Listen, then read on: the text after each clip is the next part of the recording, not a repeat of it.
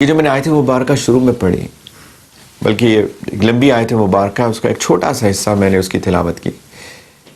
اس کا ایک back ground ہے. ایک دفعہ آپ لوگوں نے شاید غالباً سنی بھی ہوگی یہ کہانی، یہ واقعہ سنا بھی ہوگا کہ ایک دفعہ نبی کریم علیہ السلام مسجد نبی میں تشریف فرما تھے، تو کوئی صحابہ آئے، باہر سے آئے، مسافر تھے، اور ہوٹلز تو تھے نہیں اس زمانے کے اندر، لوگوں کے گھروں میں لوگ رہتے تھے. تو جب باہر سے آئے تو نبی کریم علیہ السلام نے پہلے اپنے گھر میں پوچھوایا کیا گھر میں کچھ کھانے کو ہے. ریسٹورنٹس بھی نہیں تھے، ہوٹلز بھی نہیں تھے. تو سبحان اللہ، اللہ کی شان کہ نبی کریم علیہ السلام کے جتنی بھی ازواج مطہرات تھیں، امہات المومنین تھیں، انہوں نے کہا کہ یا رسول اللہ صلی اللہ علیہ وسلم گھر میں کچھ بھی نہیں ہے کھانے کو. فاقے کی نوبت تھی. تو نبی کریم علیہ السلام نے پھر صحابہ کرام رضی اللہ تعالی عنہم اجمعین جو بیٹھے ہوئے تشریف رکھتے تھے وہاں پر، ان سے پوچھا کہ کوئی ہے جو ان صاحب کو اپنے گھر لے جائے اور ان کو کھانا کھلائے. تو ایک صحابی، ایک انصاری صحابی تھے، انہوں نے کہا یا رسول اللہ میں ان کو اپنے گھر لے کے جانا چاہتا ہوں. تو نبی کریم علیہ السلام نے ان مہمان کو، ان مسافر کو ان صحابی کے پاس ساتھ بھیج دیا. جب وہ گھر آئے، اپنی اہلیہ سے کہا کہ میں ایک مہمان لے کے آیا ہوں. اب ان کو پتہ بھی نہیں تھا کہ مہمان نے آنا ہے. ہمارا تو آج کل ایسا ایٹیچیوڈ ہو گیا ہے کہ اگر ہم کسی مہمان کو گھر میں لے جائیں تو شاید گھر کی خواتین ناراض ہو جائیں کہ آپ پہلے بتا تو دیتے ہیں، آپ ایک دم سے اچانک مہمان لے آئے ہیں. لیکن یہ صحابیہ نبی کریم علیہ السلام کی تربیت یافتہ، انہوں نے اپنے شوہر سے کہا کہ آپ نے اچھا کیا آپ لے آئے، لیکن ایک مسئلہ ہے، اور مسئلہ یہ ہے کہ گھر میں صرف اتنا کھانا ہے کہ بچے کھا لیں. اچھا، اس زمانے میں ایسا بھی نہیں ہوتا تھا کہ سارا دن بچے منچنگ کر رہے ہیں، کوئی چپس کھا رہے ہیں، کوئی کوکیز کھا رہے ہیں، کہ جن کے پیٹ بھرے ہوئے ہیں، چلو رات کا کھانا نہیں بھی کھائیں گے تو کوئی مسئلہ نہیں ہے. ہارڈلی ان کو دن میں 2 وقت کا کھانا نصیب ہوتا تھا، ہارڈلی. یعنی شاید صبح کہیں کھایا ہوگا تھوڑا سا، کیونکہ گھر میں کھانا ہی اتنا ہے. تو صرف اتنا ہے کہ بچے کھا لیں.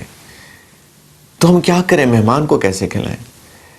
اب یہ تو ایک ماں کے دل سے پوچھیں کہ بچے بھوکے سو جائیں، اس کا کیا مطلب ہوتا ہے.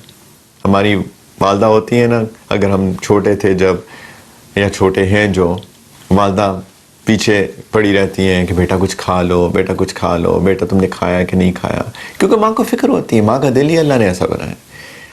یہ صحابی کہتے ہیں اپنی اہلیہ کو کہ دیکھو مہمان آئے ہیں، اور اللہ کے رسول صلی اللہ علیہ وسلم کے مہمان ہیں، ان کے بھیجے ہوئے مہمان ہیں، تو ایسا کرو بچوں کو سلا دو، ایسے ہی سلا دو، بغیر کھلائے سلا دو. جیسے میں نے کہا ماں کے دل سے پوچھیں، لیکن تربیت ہوئی تھی. مہمان آئے گھر کے اندر، اپنا نہیں سوچنا، دوسرے کا سوچنا ہے. تو بچوں کو سلا دیا بغیر کھلائے. اب دونوں میاں بیوی نے پلان بنایا، اور پلان یہ بنایا کہ کھانا گرم کریں گے، کھانا گرم کر کے سامنے رکھیں گے، اور ظاہری بات ہے وہ اتنا سا کھانا ہے کہ ایک بندہ کھا سکے. جہاں بچے کھائیں گے وہ ایک ایڈلٹ کھا سکتا ہے، ایک بڑا آدمی کھا سکتا ہے، تو اس سے زیادہ تو کھانا ہے ہی نہیں. تو سامنے کھانا رکھیں گے تو اب مہمان چاہے گا کہ آپ بھی کھائیں ساتھ. تو اس وقت کسی بہانے سے چراغ بجھا دو، اندھیرا کر دو بالکل، تاکہ مہمان کھائے اور ہم ایکٹ کریں گے کہ جیسے ہم بھی کھا رہے ہیں، لیکن ہم کھائیں گے نہیں. تو مہمان کو امبیرسمنٹ بھی نہیں ہوگی کہ میزبان نے نہیں کھایا. یہ پوری پلاننگ بناتے ہیں، اور بالکل ایسے کرتے ہیں. کھانا گرم کرتے ہیں، کھانا لا کے سامنے رکھا. جیسے سامنے رکھا تو جو ان کی اہلیہ تھی صحابی کی، انہوں نے چراغ بجھا دیا، ایک دم اندھیرا ہو گیا. تو انہوں نے کہا او اندھیرا ہو گیا ہے، کوئی بات نہیں، لیکن آپ کھائیے. اور یہ دونوں میاں بیوی، انہوں نے ایکٹنگ ایسے کی جیسے کہ یہ بھی کھا رہے ہیں. اور اس میں بھی بہت بڑا لیسن ہے. اگر ہم کسی کے لیے کچھ کر بھی دیں، اگر کبھی کچھ کر بھی دیں، تو 10 دفعہ شاید غالباً احسان جتلائیں گے اس کے اوپر کہ دیکھو میں نے تمہارے لیے یہ کیا، میں نے تمہارے ساتھ ایسا کیا. قرآن کہتا ہے کہ اگر تم کسی کے اوپر صدقہ کرو، کسی کے لیے کچھ کرو، کوئی چیریٹی کرو، اور اس کے بعد اس کو تکلیف دو یا احسان جتلاؤ، تمہارا وہ صدقہ باطل ہو جائے گا۔ اللہ تعالیٰ فرماتے ہیں کہ اپنے صدقات کو باطل مت کرو، لا تبطلوا صدقاتکم بالمن والاذی، اپنے صدقات کو احسان جتلا کر لوگوں کو تکلیف دے کر باطل مت کرو، اس کا اجر ختم ہو جائے گا، اس کا ریوارڈ ختم ہو جائے گا۔ تو انہوں نے احسان نہیں جتلایا، بلکہ ان کو امبیرسمنٹ سے بچایا کہ وہ کھا رہے اور یہ نہیں کھا رہے، اندھیرا کر دیا۔ صحابی نے، ان مہمان نے کھایا، یہ صحابی اور ان کی اہلیہ، انہوں نے کچھ نہیں کھایا، اور وہ مہمان سمجھے کہ شاید یہ بھی کھا رہے ہیں، کیونکہ تو ایکٹنگ کر رہے تھے، اپنا منہ ہلا کے آواز جیسے کہ وہ کھا رہے ہوں، اور مہمان نے پیٹ بھر کر کھایا، آرام کیا۔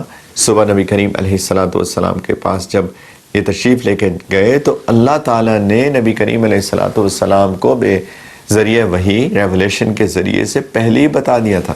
نبی کریم علیہ السلام بہت خوش تھے، انہوں نے فرمایا کہ اللہ تعالیٰ کو تم میاں بیوی کی، تمہارے ہسبینڈ وائف کے رات کی اس کا یہ عمل بہت پسند آیا، اللہ تعالیٰ خوش ہوئے۔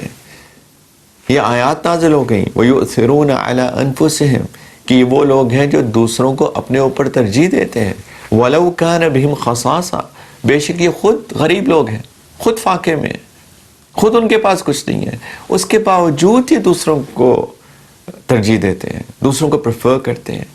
یہ ہے دین اسلام، یہ ہے ہمارا دین، یہ ہے ہماری ویلیوز۔ ہم دوسروں کے بارے میں سوچیں، دوسروں کا خیال کریں، اپنی ذات سے نکل کر انسانیت کے بارے میں سوچیں، اپنے ہمسایوں کے بارے میں سوچیں، اپنے گھر میں سوچیں، کسی گیدرنگ میں جائیں لوگوں کے بارے میں سوچیں۔ پلیز، یہ ہیں گیورز، اور یہی لوگ اللہ تعالیٰ کو پسند ہیں، احسان کرنے والے لوگ۔